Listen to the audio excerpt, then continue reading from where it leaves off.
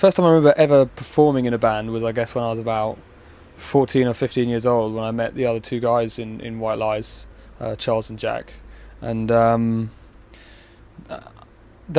musically, I really wanted to be in a band because of Queens of the Stone Age. They were my favourite band at the time. They're still one of my favourite bands, and I really idolised Josh Homme, the singer from Queens of the Stone Age. I really wanted to do what he did. I wanted to sing and play guitar as the front man of a rock band, and now I've realised that goal. I'm very, very happy.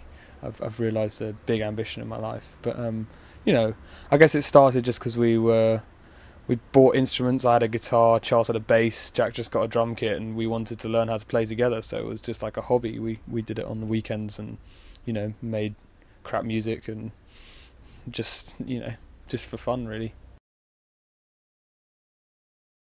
I think our music is very emotional. It's very powerful. I think we get compared a lot to bands like Joy Division and Interpol. I don't think our music is that much like their music. I think our music has a lot more warmth and a lot more of an organic feel to it, rather than being very cold and morbid. I think the lyrics contrast the music. I think the music's very uplifting, whilst the lyrics do deal with quite dark subject matter and often very disturbing things. And it's also, there's a big texture of sound. There's lots of different sounds on our record. There's lots of different instruments and lots of different parts. We spent a long time arranging and perfecting the songs, so I hope people can hear that when they listen to the album.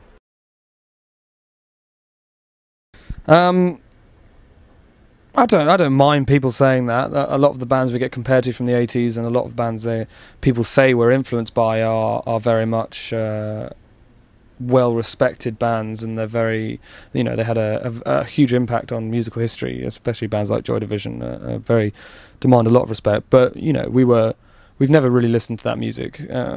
The only time I've ever listened to a lot of those bands is after people have compared our music to them. And we got, I think, that element of our sound from bands like Secret Machines and Interpol, and bands who were influenced by that. But it's strange that people say that, because we've never said that, and we've never really been hugely influenced by that music.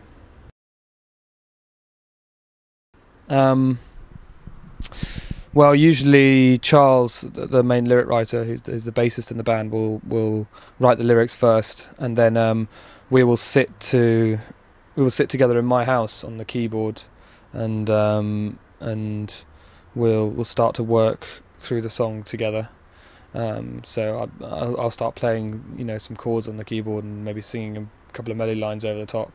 When we've got a basic foundation of the song, a basic structure together, then we go into the rehearsal studio, and we work with our drummer Jack for a couple of weeks maybe, and then we try and record it as a demo, and that's when we put the guitar parts on, and then after that we spend a long time learning how to play it again live.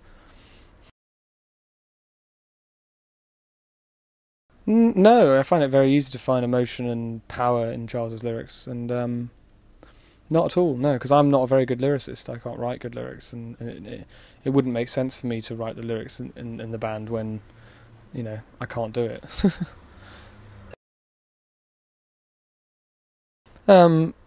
Certainly in songs, yeah, I think a song should deal with things that are close to your heart, and I think that our songs and the subject matter of our songs and the emotion in our songs is close to everyone's heart.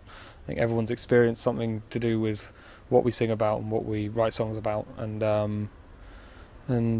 but that's not to say that I'm a depressed, unhappy person. I think that's one side of my personality, and it's a good way to vent that emotion and vent that side of your personality in music, and then the rest of my life I'm pretty happy.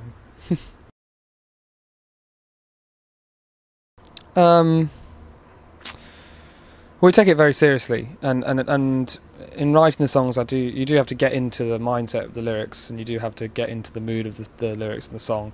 I think the most important part emotionally is the vocal takes and singing the vocal takes on the recording of the album. And so the most you do have to get into the mindset and the frame of the song, but when you do that for a very intense period, when you're playing it live or when you're recording it, then you have nothing left of that emotion, and it leaves you feeling very, uplifted and euphoric almost. It's good therapy for us, I think. No, because it doesn't matter what happens. You've still got you still have dark things going on in your life. I think everyone does. It doesn't matter what job you do, how much money you have, if you've got a girlfriend, if you've got family. It doesn't make any difference. You'll still have something going wrong. Because the music we make as White Lies is so totally different to what we were making before.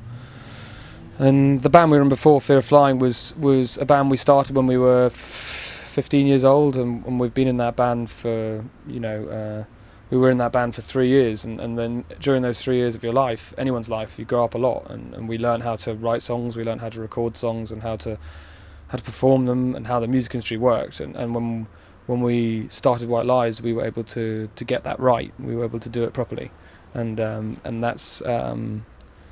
I think it was very much more important, the music we're making as White Lies, and it deserved to have a fresh start. And we look at it as a completely new band. It's so totally different.